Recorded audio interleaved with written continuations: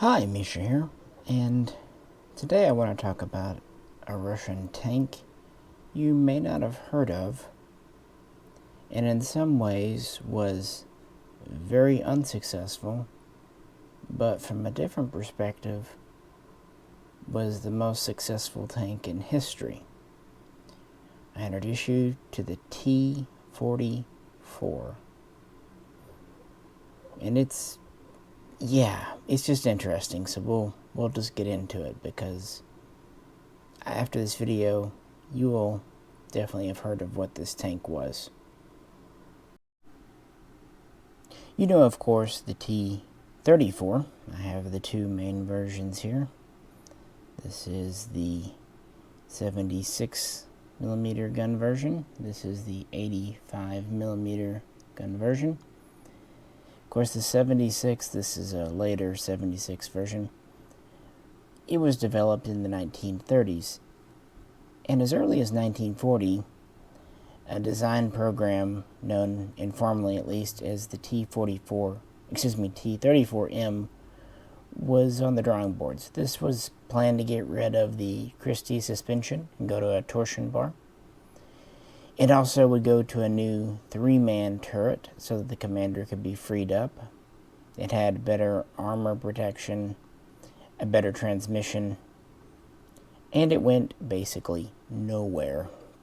Even before Operation Barbarossa, the T-34M program was suspended in the spring of 1941 and then was canceled that summer. There would be another program begun in 1942 known as the T-43, which would again introduce a new turret design and attempt to give more armor. This too was canceled. However, the new turret was carried over to the later T-3485 because this tank, which started to see service in 1944, was kind of a compromise. It wasn't so much that they thought the T-34 was perfect. They knew it had shortcomings, yet they did not want to delay, stall, interrupt production in order to introduce improvements when what they had was good enough. At least that was in 1941, 1942. However, by 1943, after the Battle of Kursk, the tide was starting to change, and Stalin himself actually ordered the design and development of a new tank, a new medium tank, that would have the same mobility, but better armor protection compared with the T-34. And that's where this design enters the fray. Initially known as Object 136, this was primarily designed by Morozov, who would be very important later on.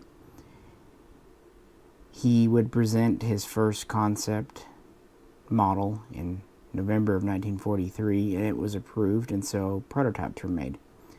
What he came up with was kind of taking the best of previous designs, plus trying to use as many existing T-34 parts as possible.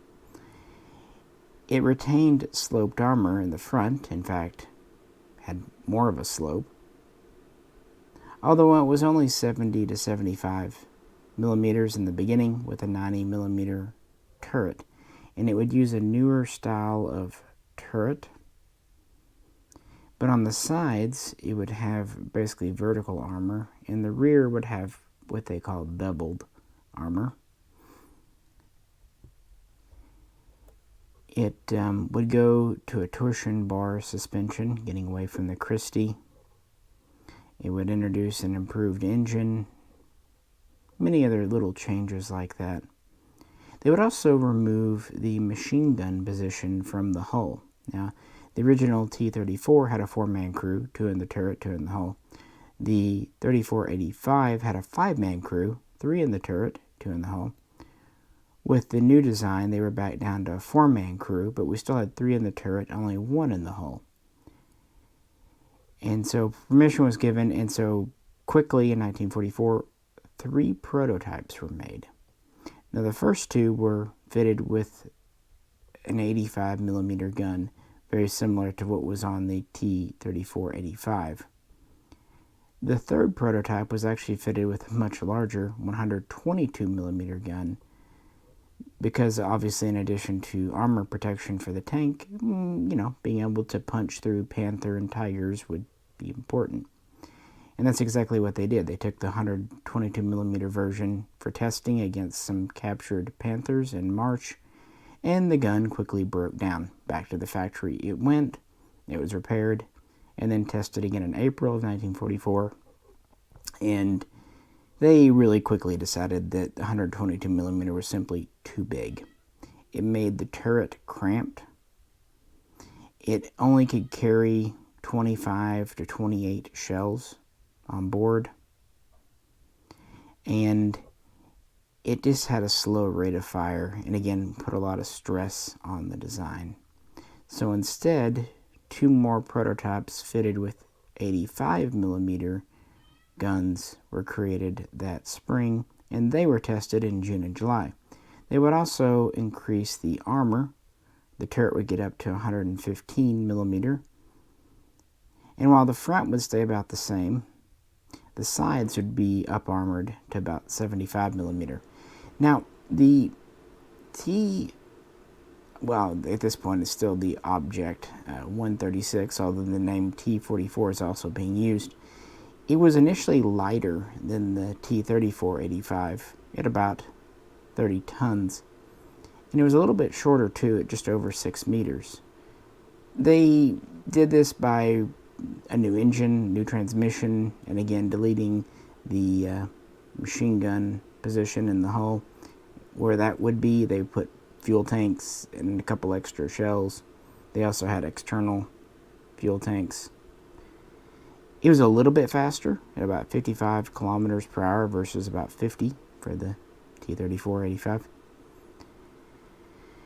And the 85 millimeter gun version did well in testing and was approved in August of 1944. And then it would actually see further changes, namely to the armor again, going up to 120 millimeter for the turret and 90 millimeter for the front plate. This becoming the T-44A, which was approved for production and actually would start to roll out of the factory in October. Also interestingly, the factory that these were coming out of had been recaptured about a year earlier from the Germans. Even though design work had been done in the Urals, this is at the time when Russia is starting to march back west and retake its lands. So this would be one of the new vehicles coming out of the recaptured, repurposed, reworked factories. And they were hoping to do 300 per month. And in fact, there were plans to equip 3 battalions with these by the end of 1944. But things didn't quite work out as planned. The tank itself really achieved all the goals. It had heavier armor, had the same speed and mobility. In fact, it had better cross-country performance. It did better over mud and snow because of its design, and had a lower profile, which is, less of a target. You see it kind of has an angular turret in the back here. It typically had the 7.62 DT tank machine gun is coaxially mounted in the turret. It did also have a 7.62 machine gun poking out of the front plate, but it was more or less fixed, and it was aimed and shot and all that by the driver, so was of limited to no use. It would carry 58 rounds for the main gun and nearly 2,000 rounds for the 2 machine guns. It was definitely an improved design, and it officially entered Red Army service on November 23rd, 1944. But this was basically on paper. The factory only managed to produce 25 full production models that year, plus those prototypes. So by 1945, they didn't have enough. The units that were going to get these ended up getting T-34 85s. There were good reasons for this. It was doing well enough. They had basically the same main guns, and the crews knew how to drive the T-34s, and the technicians knew how to repair them. The T-44, T-44A, was a new beast. Finally, in 1945, production would kind of ramp up.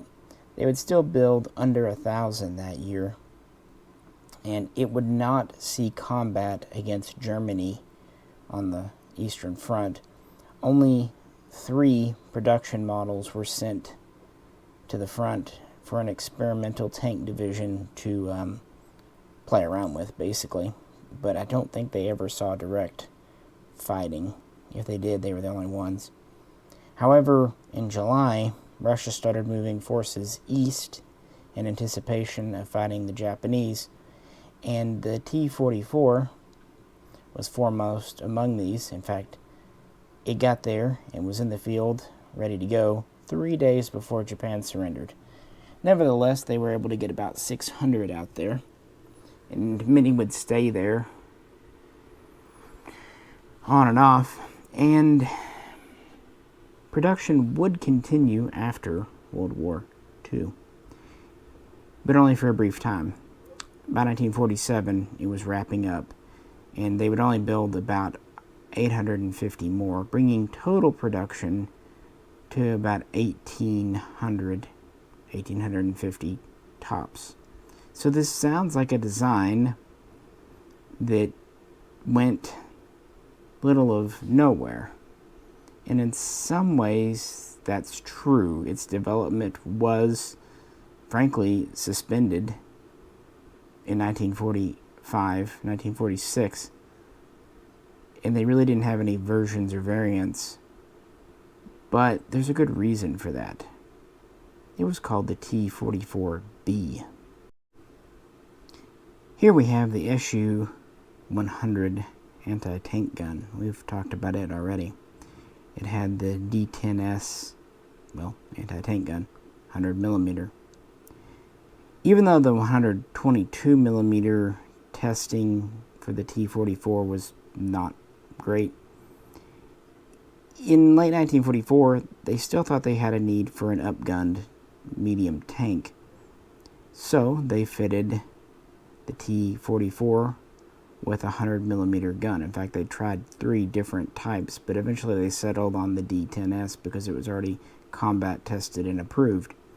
This would be designated as the T-44B. Prototypes would be produced and ready for testing in early 1945 and would do exceedingly well that spring. And it was just a better design. I mean, it combined the better armor with a better gun, better penetration, and it was still the same basic speed and everything else.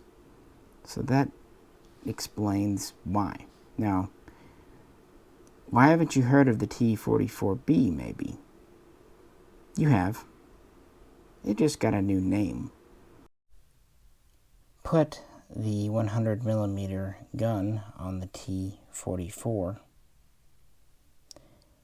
tweak it a bit, and you get this. The T-54. The most mass-produced tank in human history. And it would retain the 100mm D-10S gun for quite some time. Of course, eventually it would be enlarged and expanded, but the early versions, the Dash 1 and even the Dash 2s, were basically T-44s. And of course, this is a story for a whole other day, and it's still in service today. And it all is thanks to this tank here. Now, that's not to say the T-44 didn't have a career. They had nearly 2,000. And interestingly, Russia wanted to keep this a state secret, so they didn't show it off in parades. They didn't really want pictures taken. These were stationed in occupied East Germany in the 1940s and 50s. They were sent into Poland. They were even sent to Hungary in 1956 to put down the uprising. It wasn't actually until the 60s that Russia kind of declassified the design and was more free with it, even showing it in several propaganda films, war films. They even modernized it as the T-44M. They took a lot of components from the T-54 and integrated them into the T-44. Yeah, they were that closely related. They could do that. And then there was another further modification around 1966 where they gave it a stabilized gun known as the T-44S or T-44MS respectively. That was kind of the last major update. In fact, already by 1967 they were being pulled from frontline service. Now these were mostly stationed in Europe, and many were also stationed along the border with China just in case. So they were actively used. They were also never exported or sold outside of Russia. This was a Russian tank for Russians. They had a lot of pride in it, for whatever that means. And so they kept it around for quite some time. Even when it was kind of pulled out of frontline service, where it was no longer used as a medium tank, it was used as an artillery tractor, a supply tractor, a support vehicle, even modified into other forms. Pull the turret off or dig it in and use it as a pillbox, what have you. Because again, the 85mm gun was still decent. By the way, some were also fitted with 12.7mm machine guns as an anti-aircraft defense. But by the 70s, yeah, they're getting long in the tooth. Parts are getting hard to come by. So they are retired to Russian depots. But they're kept there throughout the 80s, and they really weren't declared fully obsolete until around 1989, 1990, so essentially the end of the USSR. Of course, that was at the time when you had T-54s and T-55s and T-62s and T-64s and T-72s and T-80s, and yeah, and all of those are really based on the same family, really from the same designer as the T-44, which of course itself can trace its roots back to the T-34, but there are some major differences. So that's why I thought it was worth its own little video, because in some ways, yeah, it was a failure and very lightly known, but in the other ways, it's sandwiched in between the two most mass-produced tanks in human history, and really was the Russians pushing forward with design and development. So let me know what you think. By the way, these are 1/72 scale models. Got a couple of different makes here. This one is for Brie out of Russia. I never could find an American made version of this. Simple, effective little example piece. Moving turret, rubber tracks. About it. But it was a good little tank for all that. With that, I appreciate you tuning in, and yeah, we will get to the T-54 and T-55 sometime here, so stay tuned for that as well. This is Misha. Catch you very soon next time.